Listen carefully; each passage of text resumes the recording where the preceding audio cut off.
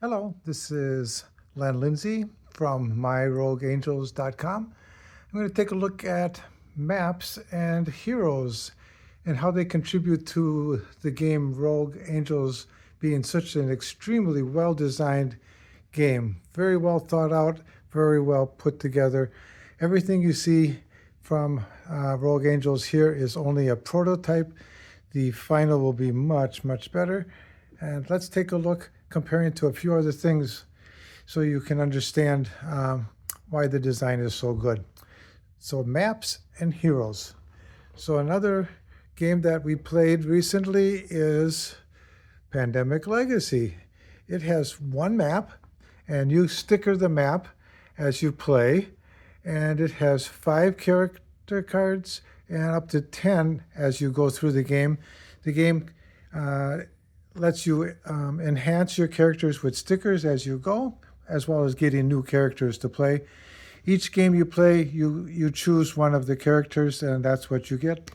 The interesting thing with the stickers is some of them will say, like, this researcher co-workers with. It's got a special benefit for any other characters that it's a co-worker with. And if you look over here, the medic also has co-worker with, so they are co-workers. Both of them will get the benefit of that sticker. There's a benefit here for rivals with. They won't get the benefit of that sticker unless another one of the characters has a rival sticker on it. Let's take a look over here at Artisans of Splendent Vale. It's got 35 maps. Like its Pandemic had 1. This has 35. And it's also got a really large map, like driving in the old days where you pulled out this map and you opened it up multiple times to see where you're going to drive to. There's 4 characters that you play in this game. It's kind of like multiple missions as you go, and you keep the same character as you play. The interesting thing with this game is the characters don't have character cards. They have character sheets, and the sheets have interesting things inside. Each one will be different. This is the inside of the sheet. It's got different things that are available, basically like quests. There's lots of places for stickers on the back, so you have stickers in this game as well. Some of the abilities that are specific, like here, underfoot, because I'm small, I can occupy a space with any ally or enemy. Other characters can't do that. Another one, this character, also see all these spaces? There's room for stickers as you go through the game. And on the back of his, something that he has that's unique is telekinesis. And he's also got augmented strength. So those are special abilities for each character. As you go through this game of Artisans of Splendent Vale, you will get to know your character. The characters in Pandemic Legacy, you really didn't get to know them. You got to know their abilities, and that's just how it affected the game. Each of these characters have a book. So in this game, each character has a book. So we'd be reading through item number 26. Both books are the same for the 2 characters if I was playing a 2-character game. Until I get to this point right here, there's a special symbol. That symbol means there's more to the story, but my character that I'm reading in this book doesn't know what that is. So we have to find the other character, which would be this character. He's got that piece of the story. And there comes that piece right there. And then we'd go on to 27 and going on through. So the characters have individual abilities. They get stickered. There's multiple maps. But the one thing with the maps, they're beautiful, but sometimes they're squares, sometimes they're hexagons, circles, rectangles. Here's a map. I don't even know what this is. Yellow lines around something means a change in elevation. But I can't tell what. I haven't played it yet, and I'm hesitant to even try it because the maps are confusing to me. And one other game, and then we'll go back to my Rogue Angels, is ISS Vanguard. It has 32 maps, and 90 characters, which are crew members. The thing with these crew members is they each have a special ability, but there's really not much story. There's like a tiny little story for each one, and that's about it. And from mission to mission, you never will play the same character 2 missions in a row. So you won't be like happy with a character and then quick go to the next mission with them. They have to rest before they can go out again. So those are the characters. The maps are typically between 3, 4 squares to up to 10, maybe 8 or 9 typically. Each space has lines showing where you can go to, where you can come from. Some of them have like a card pre-printed on it before you put a card on it. Other ones say, go read a log. Typically the log will tell you to place a card on that spot. And so there's not too much to do with the map itself. There's just a few paths that you follow, and it's the cards that you will keep playing. Sometimes 3, 4, 5 times you'll place new cards as things progress on that space. Okay, now we're going to go back to myrogueangels.com, which is my website. The game itself is Rogue Angels. There. Now let's look at characters and let's look at maps. This one, the characters can be having personalities, and as you play through the game, what you do has consequences. One of the consequences might be that it'll say to color in one of the white spots on one of the 4 quadrants. You can see that I've colored in 2 of them here, and whenever I start a new mission, that means I get 2 tokens of that color, yellow. Now, when I'm playing the game, each character each hero has 5 unique action cards and 2 basic action cards. Now, this action card is very interesting. It says I can heal myself, or I can heal another hero that's on my team within 4 squares for 2, and that symbol means 2 damage cards. I can actually remove damage cards. So what's a damage card? Damage cards are things that happen when your shields run out and you are hit by the enemy. So what about your shields? Each character you play has different amounts of shields. So for example, there's 3 shields, and the yellow is focus for how many times I can re-roll the dice to try to improve it. This is the one character that has a permanent shield that will never run out. So as I use my shields up, that one will always still be there, and it has the focus for re-rolls right there. Now some characters, I will show you another one. This one has 5 shields and 3 focus. Here's one with 4 focuses and 3 shields. So as you go through, the shields and focus will change, and the quadrants, the personality quadrants, they have something to start with, but it's basically as you play, you're making the character you're making the character into the results of your choices that you make playing the game. So for example, here's a damage card. It says this card gets placed on cooldown track 3.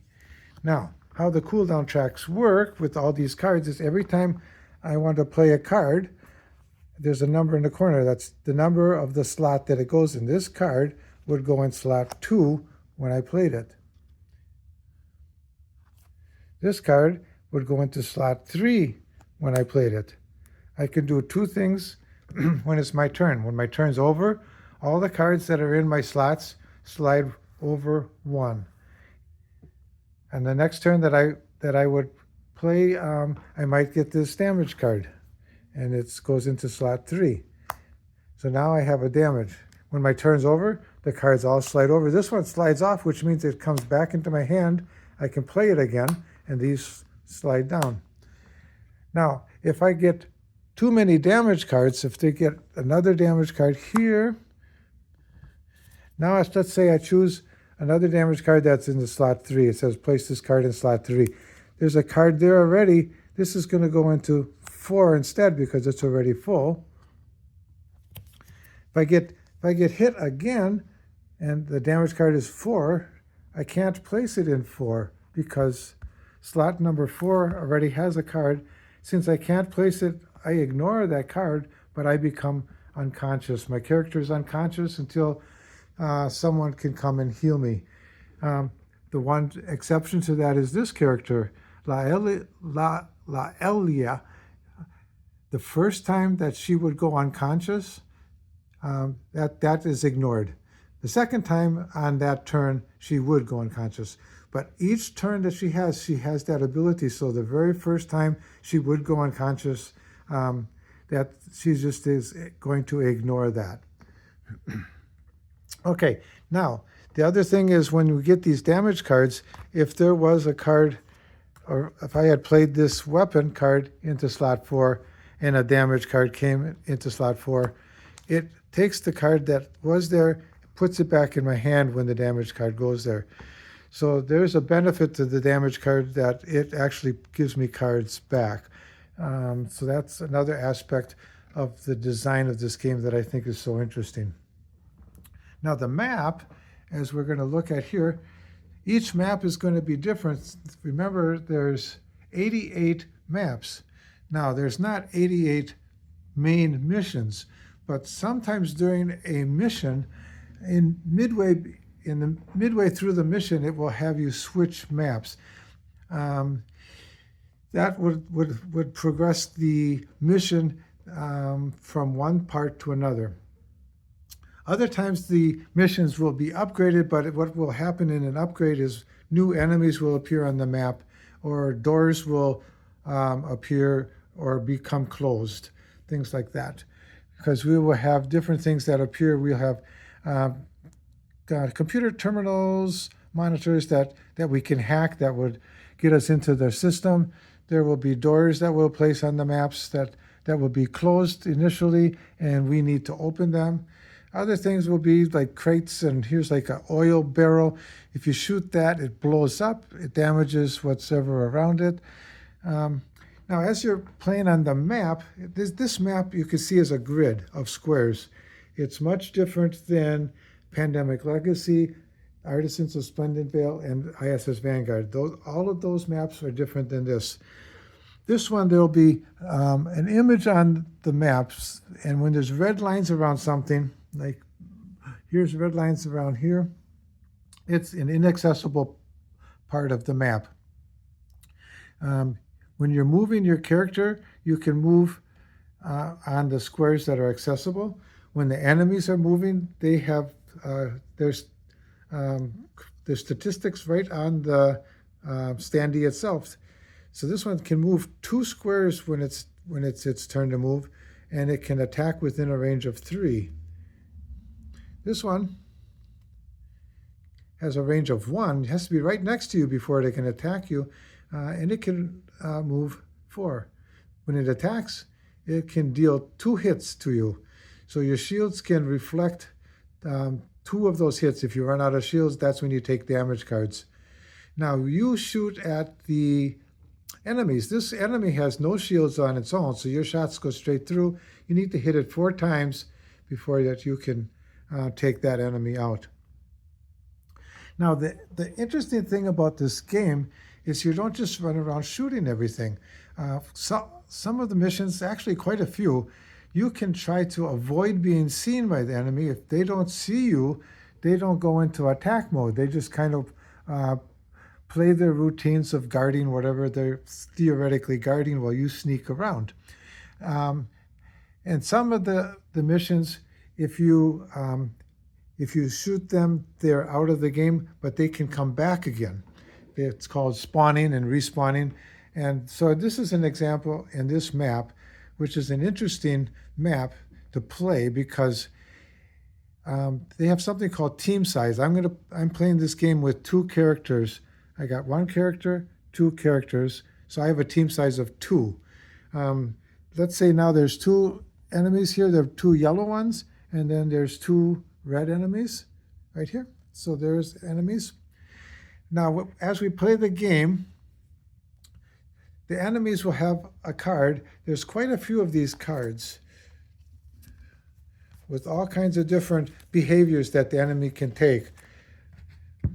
So when the enemy's taking their turn, this says this is the red side and the yellow side. As long as you have red and yellow on the map, both of them do not activate and move and attack at the same time. They alternate.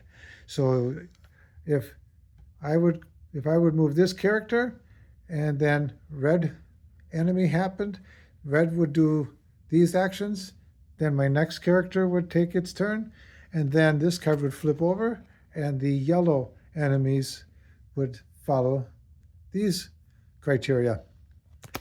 And in the examples, it's interesting that you can play this game very strategically, which is why I think this is such a well-designed game. It's not just things thrown around on a map and randomly chosen things that happen.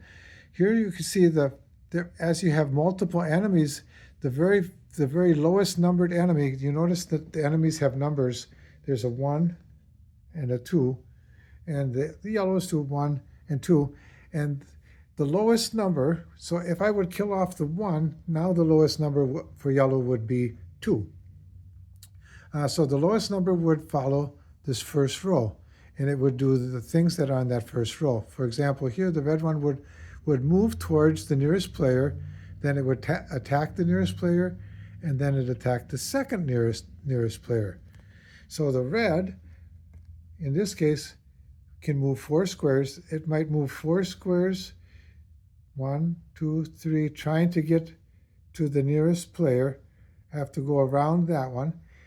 Now its range is 1, so it still cannot attack me and it can't attack the other one, so that one would be done. Then I would do the moves for the second red one, which is moving towards the most distant player.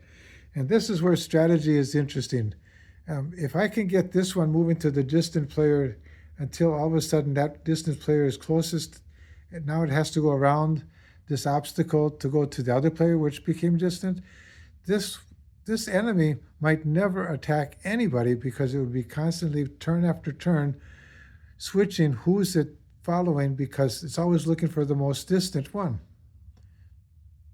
Now, if you look on the other side, other things that can happen is it could be going towards the last activated, which means the player that last did something. That's where it would be moving towards, and then the most distant player here too. So strategies in the game are interesting. You can try to get obstacles inside of the map between you and the enemies. Sometimes just by doing this, if they don't see you, they don't even know you're there, and they'll continue in their guard capability rather than even starting to chase you. Other times there'll be places on the map where you can kind of like plug up the route. Like here, there's a little route going through. If I put my 2 guys here, I'm starting to plug up this spot where the enemy can't get through. So if I had my 2 people here and one enemy came to attack me with it needs 1, if it's moving here and here, now it's within a range of 1. Now the next one that would come, if it couldn't get through, it might have to go around. So this one's trying to do things. You'd have to figure out a strategy of how you place your people with the obstacles on the map and how that's going to cause the enemies to move. When the enemies are doing their movements, they alternate between the red and between the yellow. Sometimes they have special things that happen. And when you start with whatever it tells you, and it's usually red. And the rules say don't peek ahead at what yellow is. So you're going to be surprised what the yellow is going to do, but you'll know ahead of time what the red's going to do. But once you flip it and find out what yellow does, then you know both sides. So the way I play is, since I don't have a good memory and I saw both sides, I just make believe that I have a perfect memory, and I look at both sides to see what they're going to be doing to gauge what I want to do. Okay, so the benefit of the game, the game Rogue Angels, is that the characters have a sheet. They have special abilities. They have different amounts of focus for rerolls, different amounts of shields. On the side, how many scars. So if they don't actually die, they get scarred. So each one can get scarred multiple times before they're completely died and out of the game. I never lost anyone yet, so that's good. And the personality, this starts with, like here they started this one for Vera with 1 in the green, but as the game progresses, I will color in different spots, and that's going to be colored in based on what I did. So this character will develop the way I have that character behave in the game. That makes it extremely interesting to me. The maps, having 88 different maps of all kinds of different things happening, makes the game extremely interesting. And the characters, having 16 characters to choose from. I'm on my second time through the game now. I chose different characters. And the game just seems totally new to me with different characters because they're doing different things. I played Vera the first game, and her thing is she has 2 really good movement cards as her special cards. She can go across the entire board in 1 turn. That's how let's look at the board. She can go across that entire board in 1 turn. Other characters are slow moving, but they have like massive amounts of shields and very good firepower for attacking, or they are really good at hacking into terminals and breaking through closed doors. So that's a quick look at Rogue Angels. Two aspects of it, kind of compared to 3 other well-done games, and you can see how it compares. This has been Len Lindsay at myrogueangels.com.